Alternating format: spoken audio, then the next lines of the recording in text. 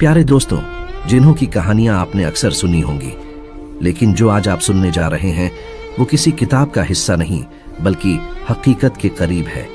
ये है हुमैरा की दास्तान, एक ऐसी लड़की जिसकी आंखों में पाकीज़गी और दिल में अल्लाह की मोहब्बत थी। हर सुबह फज्र की नमाज के बाद वो अपना कुरान उठाकर गांव के बाहर एक पुराने वीरान कुएं के पास जा बैठती। उसका कहना था कि उस तन्हा जगह पर उसे अल्लाह की मौजूदगी और सुकून का एहसास होता है। मगर हुमैरा इस बात से बेखबर थी कि उसी गहराई में एक राज दफन था, एक ऐसा रहस्य जो बरसों से किसी पाक रूह की आवाज का इंतजार कर रहा था। जैसे ही उसकी मीठी आवाज में कुरान की आयतें उस सूखे कुएं की दीवारों से टकराईं, वहां कुछ ऐसा घटा जो किसी के भी रूह को कंपा दे। ये कोई अफसाना नहीं बल्कि एक ऐसा सच है जो आपकी रगों में सिहरन दौड़ा देगा। इस कहानी को आखिरी पल तक सुनिए, क्योंकि हर मोड़ पर एक नया राज खुलने वाला है। सरबनपुर एक ऐसा गांव जो बाहर से आम दिखता था, मगर उसकी मिट्टी में रूहानी रहस्य दफन थे। चारों ओर हरियाली फैली थी, मिट्टी के घरों से चक्की की आवाजें आती थीं, बकरियां चरती थीं, एक शांत सादा जिंदगी। मगर गांव के बाहर एक ऐसा हिस्सा था जिसका जिक्र लोग नाम लेकर नहीं करते थे, वही पुराना सूखा कुआं। उस कुएं के साथ जुड़ी थी एक डरावनी दास्तान, एक जिन्न की। कहा जाता है कोई 70 साल पहले, जब सरबनपुर के खेत बंजर थे और गांव पर जैसे अंधेरा छा गया था, तभी गांव में कुछ दिनों के लिए एक बुजुर्ग वली अल्लाह हजरत अब्दुल अजीज रहमतुल्लाह अलैह ठहरे थे। उस वक्त गांव एक अजीब मुसीबत में फंसा था।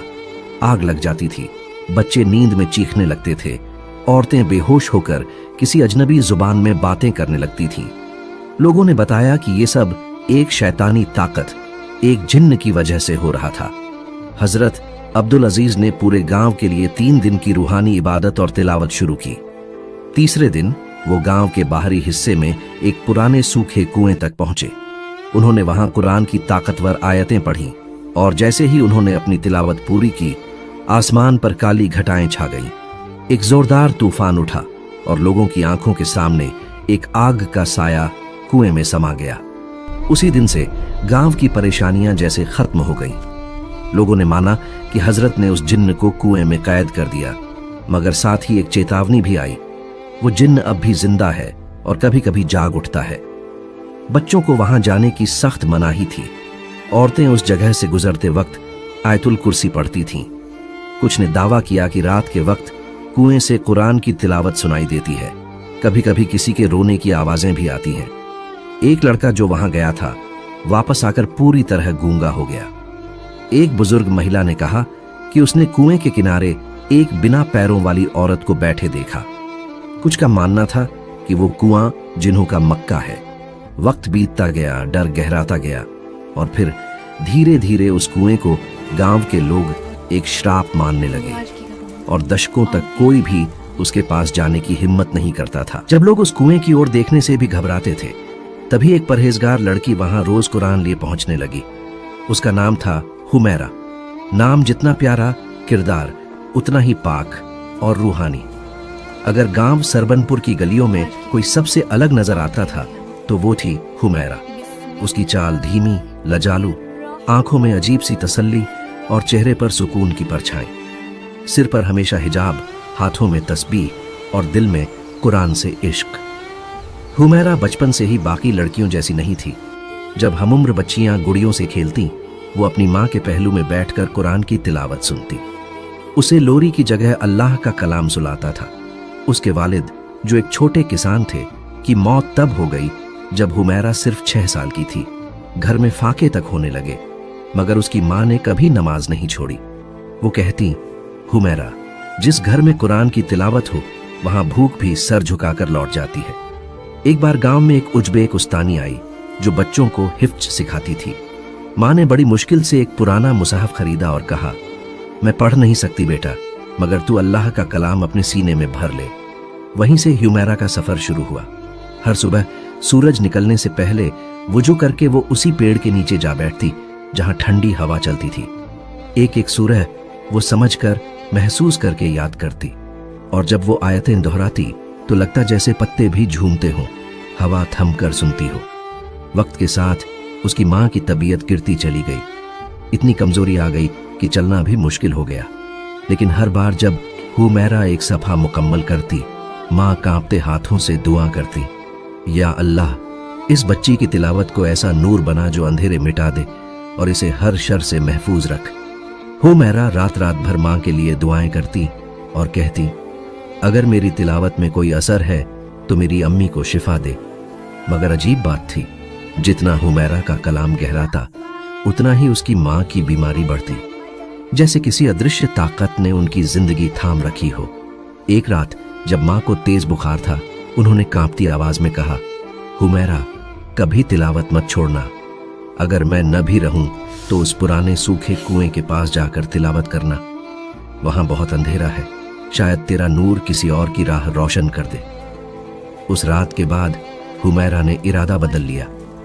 अब वो तिलावत सिर्फ माँ के लिए नहीं बल्कि अल्लाह की रजा के लिए करेगी, और वहीं करेगी जहां लोग जाने से भी डरते थे, उस जिन्हों वाले कुएं पर।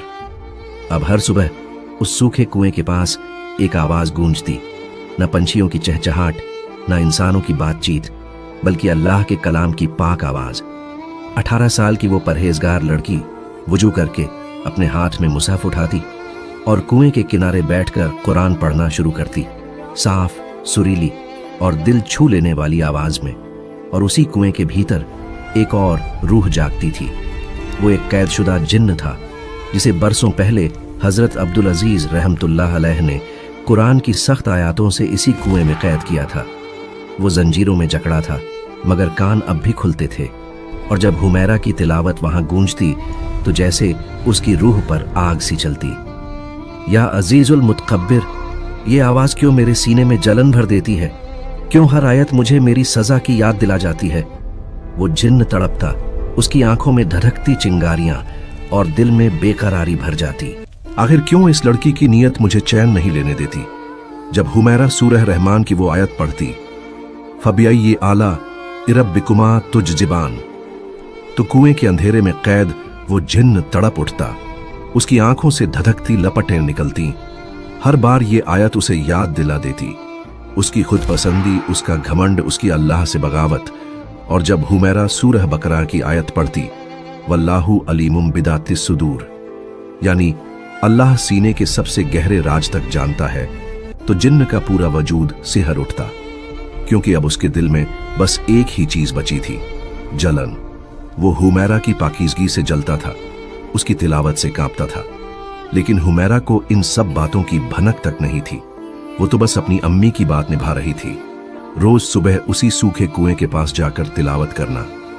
एक दिन जब वो सूरह हशरस की वो मुकद्दस आयत पढ़ रही थी, हुवल्लाहु ला इलाहा इल्लाहु अल मलिकुल कुद्दूस अस्सलामुल मोमिनुल मोहमिन, तो ऐसा लगा मानो उस कुएं के अंदर किसी रूह को चीर दिया गया हो। अचानक कुएं से एक दिल दहला देने वाली चीख निकली।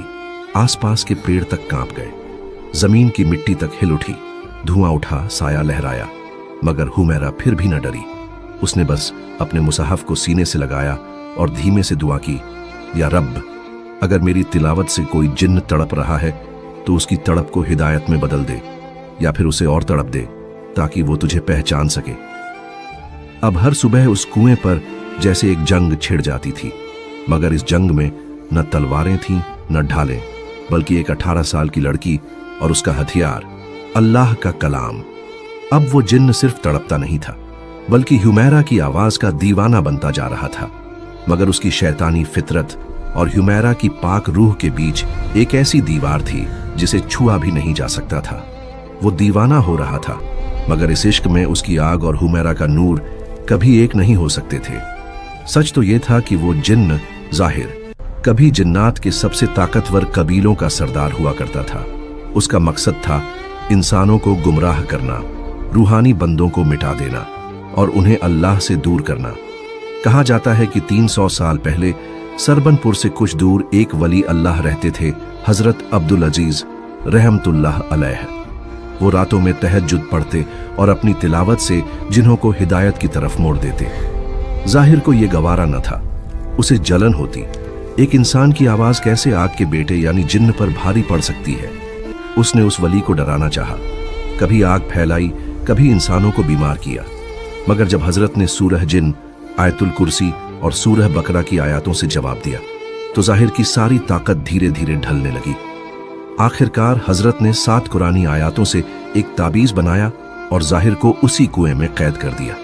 फरमाया, अब तू यहां रहेगा जब तक रब ना चाहे।